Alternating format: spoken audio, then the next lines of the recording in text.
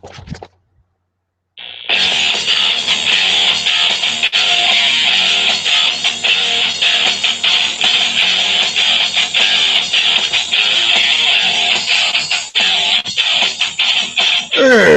BMG Radio, the Han Solo What Now edition?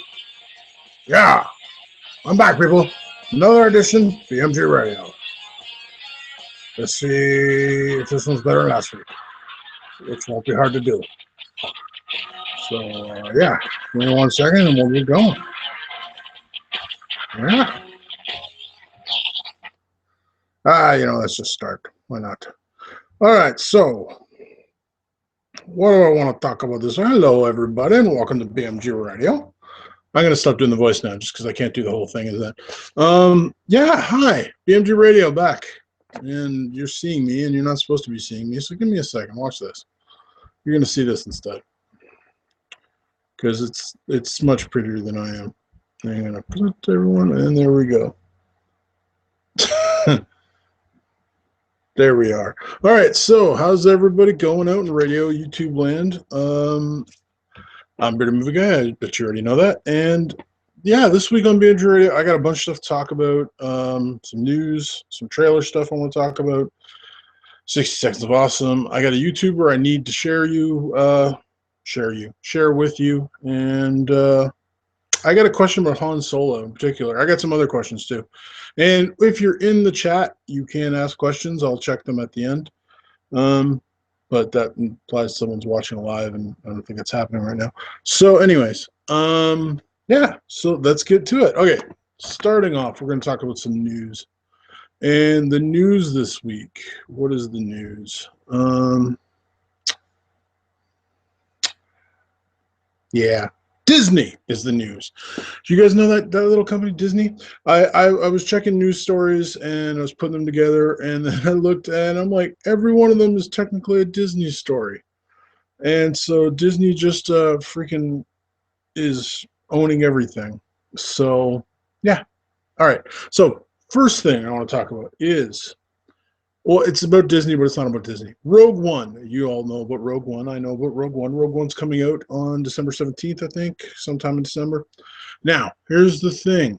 If you go see Rogue One in an IMAX theater, apparently you're going to get a sneak preview of the first scenes. So I guess the first, 10 minutes or 5 minutes or however long it is that they're showing you of Dunkirk. And Dunkirk, if you don't know, is the freaking new Christopher Nolan movie about World War II. Yeah, I am super stoked for that. He apparently shot it on 70 millimeter, shoots on film, because he does that, and he shoots on film, and he used the same lenses and camera type stuff that Quentin Tarantino used for The Hateful Eight.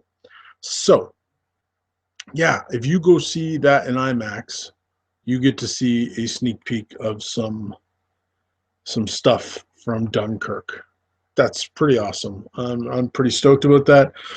Part of me, though, doesn't want to see it. Part of me, I want to see the movie, don't get me wrong. Part of me that's if I see 5 minutes of it, it's really going to start to annoy me because then I want to see the rest of it. So I don't really have any IMAX theaters around me, so I probably won't get a chance to check it out because I'm way too lazy to go into Toronto because it's 40 minutes away, and then I got to park and blah, blah, blah. You know the deal. So I probably won't get to see it, the little teaser. But if you do, if anyone listening now or in the future or in the way future have seen Dunkirk and you can tell me it's awesome, yeah, tell me what you thought, or are you going to see it because of this? I'm going to go see Rogue One anyways. I'm interested in seeing it, although I'm not super stoked where I'm like, this is the movie I have to see. No, I'm I want to see it, but it's just, I'll get around to it. And I'm not stressed about seeing it. I'm just going to see it. So, what else? Okay, next, Disney movies. It's not technically Disney, but it is Disney. Princess Mononoke. It's Studio Ghibli, which Studio Ghibli is my favorite animation studio, hands down. But they've released most of their films in America and Canada, North America, we'll say, through Disney. Disney made a deal with them to make them put Americanized voices on them and give them, the soundtrack treatment where it's like they could show them to American audiences. And my family is a big Studio Ghibli fan. I'm a big Studio Ghibli fan. And for the 20th anniversary of Princess Mononoke, they are releasing it in theaters. Now, I don't know about you, but the chance to see Princess Mononoke, like, it's such a beautiful looking film. Like, it's just gorgeous. So to see that in theaters, yeah, I would actually, I'd pay money to see that. I would take my family. I'd spend $40 and go see that. Over a lot of the movies that are coming out right now. Although there's not terrible stuff out right now, don't get me wrong, but if I could, that's something you and the world might want to take a look at, because if you can go see Princess Mononoke, that'd be pretty awesome. And again, let me know if you're going to. All right, and last bit of Disney news. We'll just call it the Disney news section. They set some box office records, if you didn't know. So it took them 11 months this year to make $1 billion domestically being North America. And a couple weeks, I think, after that, they made $5 billion worldwide. That's a lot of money. Disney, like, I'm not a fan of what Disney's doing a lot right now with a lot of their movies, and we can get into that another time. That may be next week. But they're printing money is what they're doing. Disney prints money. Disney knows how to print money. And yeah, so 1 billion and then 5 billion worldwide. 1 billion domestically. That's impressive by itself. But 5 billion worldwide. So yeah, I don't know what else to say to that. That's pretty crazy. What are your thoughts on Disney? Anyone out there in the verse, in the BMG verse? And before I talk anything else, I'm going to go into 60 Seconds of Awesome. And now I kind of confused myself this week. I thought I saw something that I didn't, and I thought I saw something to do with Ray Harryhausen. And if you don't know who Ray Harryhausen is, I'm going to talk about him in 60 Seconds of Awesome. So hold on. All right, so sorry about that, people. You're seeing my face. I know you don't want to see my face. There we go. Let me present that to everyone. 60 Seconds of Awesome is brought to you by You're a Movie Guy, because who else is going to bring it to you? All right. It's Ray Harryhausen. Let's talk about Ray Harryhausen. Ray Harryhausen was the guy who made all the stop motion animation that you probably love, except King Kong. Like, King Kong was made before him, but all the stuff in the 60s through like okay, let me just list off. I'm going to list off some awesome things that this man has done. So he made the character Medusa in Clash of the Titans.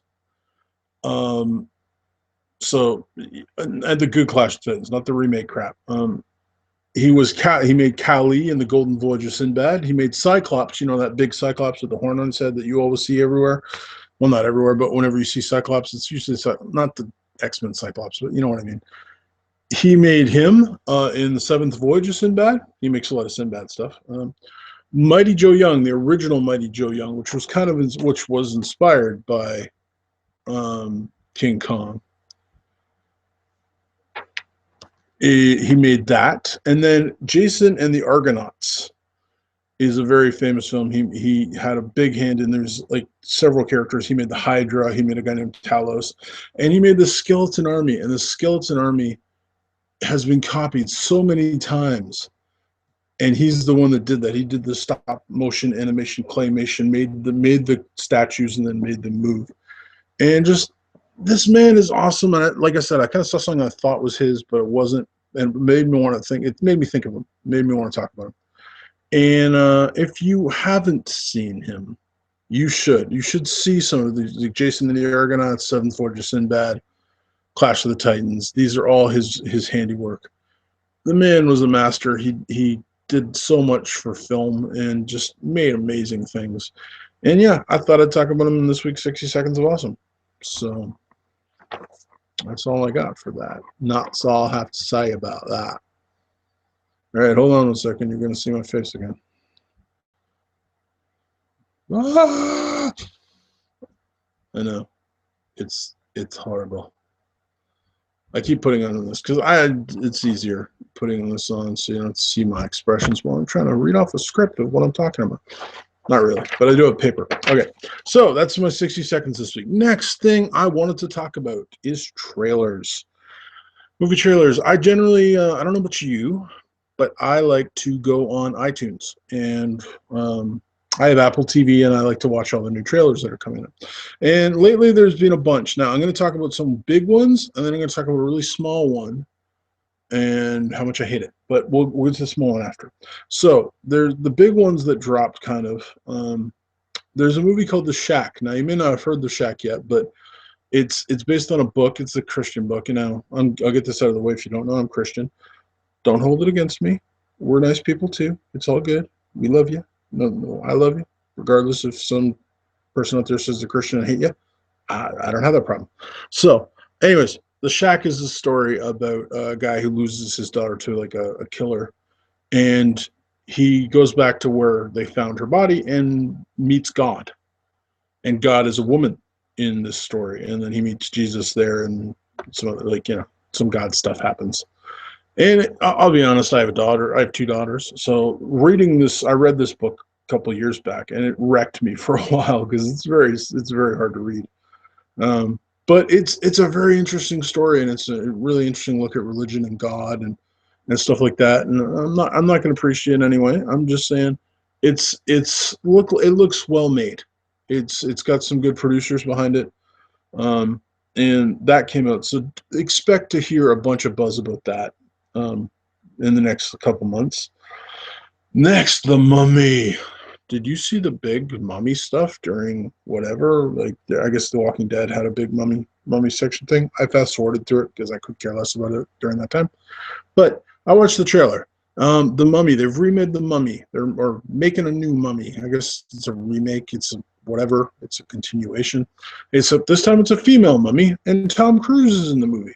Now, watching the trailer, I'll be honest, looked pretty cool. There's some neat special effects things happening with the plane, and some dust running through London, England. I don't know about that. I don't know what the deal is, and I don't really worry about it. Well, it looks interesting. My thing is though, if Tom Cruise wasn't in this movie, would you care? Right? Like Tom Cruise is a big name. He's still a pretty big name. And if this was Dracula Untold, okay, Dracula Untold, I actually like that movie. It came out a little while ago, but it had Luke Evans in it. And Luke Evans, I think, is a pretty good actor, but he isn't known like Tom Cruise is known. And because of that, I don't think that movie did nearly as well if Tom Cruise had been in it. Although I think Luke Evans probably would have done a better job as Dracula Untold, which is told because you're watching it. Never mind. Anyways, so would you care about this Mummy movie? Like, have you seen the trailer? Trailer looks cool. But I also saw Screen Crush, I think, or something, cut it together with a Mission Impossible trailer, making it look like a Mission Impossible trailer for mummies. And it totally does kind of look like a Mission Impossible movie with just a supernatural thing with mummies in it. So here's my question. Would you care about seeing this movie at all if it wasn't Tom Cruise and wasn't like being billed as such a big thing? If it was the same trailer but with pick a mid-level actor, would this be big news? And I don't think it would be. I think the fact that Tom Cruise in it is one of the big things it has going for it. So, no, it's not saying it's going to be bad, and it looked cool. Like I said, especially the airplane stuff was a neat section of the film. But yeah, I don't know if people would care about it if Tom Cruise was in it. So, second last trailer I'm going to talk about, which is the trailer of the week as far as I'm concerned. If you saw it, you know it. You've probably watched it many times. Guardians of the Galaxy dropped their next teaser trailer kind of thing because it doesn't give you too much of the plot. It shows you one section of what's going on and shows you little key things, but it doesn't show you the plot. I still have no clue who the villain is in the overall movie. And but it was so funny. It's just, man, Chris Pratt is just freaking awesome. And then you got like everyone else. And then, but of course, who steals the show? Baby Groot steals the show. Little Groot, who apparently can still do a lot of things that Big Groot can do. He's just much smaller, but he's not nearly as smart. He apparently remembers everything, but doesn't actually, like, he still has the mentality of a kid, kind of. And so he wants to blow up a bomb. And, you know, if you've seen, you have to have seen the trailer. It's looks fantastically fun. Guardians was one of the best. Yeah, I just screwed up. Guardians was one of Marvel's best movies. It still is. It still holds up as one of their best movies. And it was a movie that about characters that no one cared about beforehand, and they just made a really good freaking movie, and people loved it. And that's what you're supposed to do, really. And so this one looks just as good. Hopefully, I think it looks a lot of fun.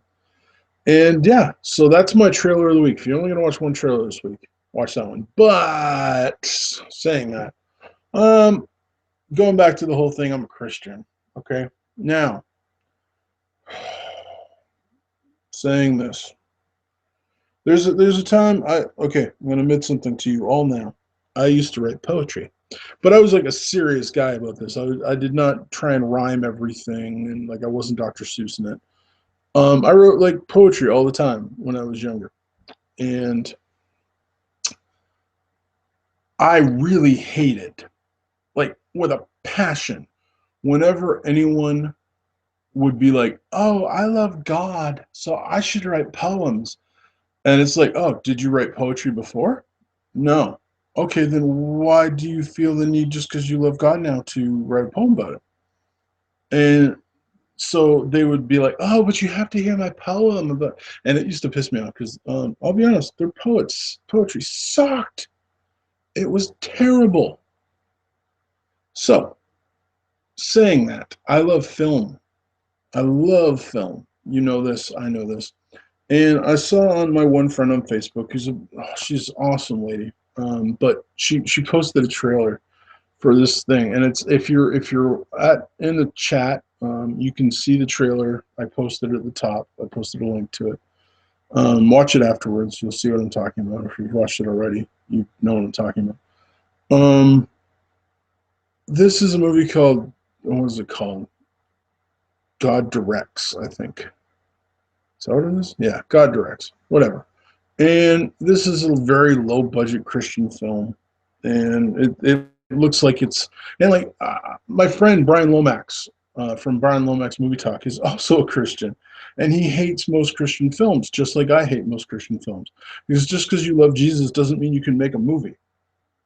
It's that simple. I wish you could. I wish you know I love Jesus. I can make movies awesome. I'm like, it's like I'm Spielberg now, just because I love Jesus. But it doesn't work like that. If you weren't good before, and you're not going to be good now. And hopefully my computer's not going to crash. Sorry. Hold on one second. Let me just make sure it's not. No, we're good. We should hopefully be all right. Right before this was about to start tonight, my computer crashed on me, and so I was a little nervous as about to do it then. All right, moving on. Yeah, I hate movies that look terrible. Now, if you watch this movie, God Directs, it looks awful. It looks low budget, beyond low budget. It looks terrible. None of the people can act in it. The story looks terrible. And what it looks like is a big thing for Christians to pat themselves on their back, saying we're doing great, and like, oh, the world hates us, and we're doing great, and like, it just, I get it. You wanna make movies because you love Jesus. I get it, but you can't act. None of the people in the movie can act, from what I've seen from the trailer. Now I haven't seen the movie. Really don't want to watch the movie, but man, it's just not all mediums have to, like, a lot of people don't be like, oh, I got to paint a picture because I love Jesus. It's like, why are you making movies? If movies are your passion and that's the best you're going to do, you need to get better at it before you start showing them to people.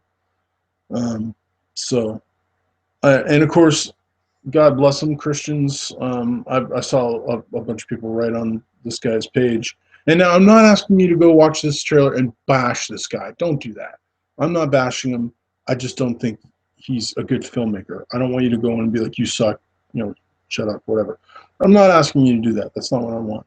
I just want, I just, I saw it, and people were like, wow, this looks so great. Great acting, great directing. And I was like, whoever's saying this, have they ever watched a movie? And I'm like, no, I get it. Everyone's allowed to have an opinion, because they are. They totally are. But you can't say something is great that easily if you can't compare it to anything. And if you've watched 2 movies and you're like, that's great, it's like, yeah, okay, I get it. You've never seen another movie. But to call a movie that's incredibly low budget, filmed terribly, terrible cinematography, awful acting, with a plot that looks ridiculous, great, is just, it bothers me. And it's just because you're a Christian, you're supposed to like it. And I can't like something just because another Christian made it. If your poem sucked, I would tell you. If your movie sucks, I'm going to be telling you. And and I haven't seen a lot of those Christian movies. So, anyways, I saw that a little bit before I went on air, and it just bothered me. So I'm going to talk about it. Yeah. Well, if you want a good laugh, watch the trailer. And I feel bad if the person who made the movie gets this, dude. I love the fact your passion, just get better. That's all. I'm a guy on a podcast saying this. What do I know? But all right. So, yeah. Next, we're going to YouTuber of the Week. Now, YouTuber of the Week is very different this week, because usually I do a friend of mine that is, or not necessarily a friend of mine. I've done people I don't know, but I talk about a YouTuber that deserves some look. Now, here's the funny thing: the YouTuber of the Week I'm talking about is about to quit YouTube, or has just quit YouTube. And you may know this already if you know him. If you don't know him, his name's Elias Guerra. And Elias is a friend of mine. We became friends a couple years back on YouTube. And he's super artistic and really smart. And like, he's a family man, just like I'm a family man. His kids are younger than mine, though, obviously. I don't know why that's obvious, but if you see them, they're obviously younger. But anyways, I'm just rambling on. Elias is quitting YouTube. Now, he put a video a week for like the last 2 years, I think. And he doesn't do straight up reviews. He talked about movies and things that he liked, or things that bothered him and stuff. But he's taking time away from it to work on a clothing brand. And I gotta say, as much as I love his videos, and I'm gonna be sad that he's gone, because I am, and I've told him so, and so I think he just lost passion for it. And I've waned off and on, and my friend Josh is helping me out getting back into being awesome on YouTube, which I'm loving. And you'll see some videos coming up hopefully in the next week, which are edited by him, which will look way better than my stuff. But I get it. It's like, so he's putting his passion into something else other than YouTube for the next bunch of however long. I don't know. But if you haven't checked out his videos, I'm hoping he doesn't delete his channel. I hope he just leaves it up so people can see what he did. Elias Guerra Movie House is the channel. And I will put a link to it if I can remember, because I'm terrible at that, but I will put a link to it in the description. And check him out. He's really worth it. All right, so next up, I'm going to do Letterboxd real quick and tell you what I've been watching. I've been doing the Rockython. This is where I talk about my kids for a second. I've been showing my kids Rocky movies this year. And we've been, there are technically 7 of them if you include Creed, because Rocky's in it and same character. So I decided this was the year that I was going to show them Rocky movies. So the first movie we watched every month was a Rocky movie. And we got behind because of October and early November, but we finished Rocky 5, which is the weakest, terriblest Rocky movie ever. Even my kids can easily point that out. And then we watched Rocky Balboa, which is a pretty decently good movie. I really like it. And then we watched Creed the other night. So we've watched those 3 in the last week and a half. And I will be doing a top 7 Rocky movies in the new year. I'm going to go through the whole thing and talk about them and pick them and put them in order and how I view them. But yeah, do you love Rocky movies? Have you seen Rocky movies? Because it's like he's iconic, and they kind of became a joke for a while, but then they became good again, and then they became terrible, and then they became good again, and then Creed came along, and Sylvester Stallone didn't want anything to do with it, but he looked at the script finally and went, "Oh no, it looks good. Okay, I get it." And so, yeah, I've been watching that. I got to watch Muppets Christmas Carol, which is a movie we watch every Christmas. It's I just love that movie. I love everything about the movie. Michael Caine is just perfect in that movie as Ebenezer Scrooge, and just everything about it. I love Muppets, and everything they do in that movie is perfect, pretty much. So we watched that movie, and I think that's all I watched lately. Well, I kind of watched. Have you ever seen Arthur Christmas? I kind of saw it at work. I saw like 90% of it, so I missed like a little bit here and there, but I saw the overall movie. And yeah, surprisingly, I thought it was good. I'm a little shocked. I didn't think it'd be good at all, but it was good, and the end almost made me cry. So that sucked, but in a good way, I guess. And yeah, yeah. Okay, moving on. Han Solo, and you're like, when do we get into the Han Solo stuff? Get into the Han Solo stuff right now. All right, so I got Patrick's here, and who else is here? Let's see, Josh is here. He's my bear boy, my boy bear, my whatever. He's the guy that edits my stuff. I call him Bear. And Well Like Reviews is here. Thanks, CP. All right, so Han Solo. I got the guy who the picture you're seeing right now of me in a Christmas hat was drawn by a set of twins that I have that are friends of mine, and they I can never tell which one is which whenever I'm talking to either of them, and so I've just accepted that. But I did get asked a question because I gave you guys a chance on my Facebook, on my Twitter, to ask me any questions you want. Now, if you're in the chat, feel free to ask questions and I'll answer them at the end. But I asked, let's see, I asked for some questions and I got a couple. Now, the first one was a big rant from Mark. His name is Mark Bardu, and he just did this huge rant about the new Han Solo movie. And then I was like, okay, I'll kind of answer that question. And he was like, oh, okay, well, it's just, so this is the question. He says, okay, well, most of it's rant. What are your thoughts on the casting for the Han Solo movie? And as a Star Wars fan, do you think this prequel harms the iconic Han Solo character overall? That's the question. Yeah, it was Mark. Yeah, I know. Okay, see, Bear is telling me it was Mark that made the thing. I don't know. Mark and Dan, but so I'm talking to Mark right now. So Mark made this, and there you go, Mark. And thank you, because you're awesome. You make all my stuff, and you've been great for that. Well, most of it, not the Lego stuff. But anyways, doesn't matter. All right, here we go. Han Solo. All right, so first off, you want to know about the character, the guy who's playing Han Solo. And so I was like, okay, let's look this guy's up. All right, Alden Etch. Oh, frick. How do you say this guy's name? Alden Ehrenreich. Ehrenreich. I'm saying his name wrong. I gotta be saying his name wrong. Alden Ehrenreich? Dude, you need to change your name to something easier, like Clint Eastwood or something. Like, it's just. Anyways, he's the actor who's going to be playing Han Solo. And, I've seen him in a few things. I know who this guy is. Okay, he's in some movie out right now, or coming out right now, where he's a chauffeur. I think it's called Rules Don't Apply. I'm pretty sure.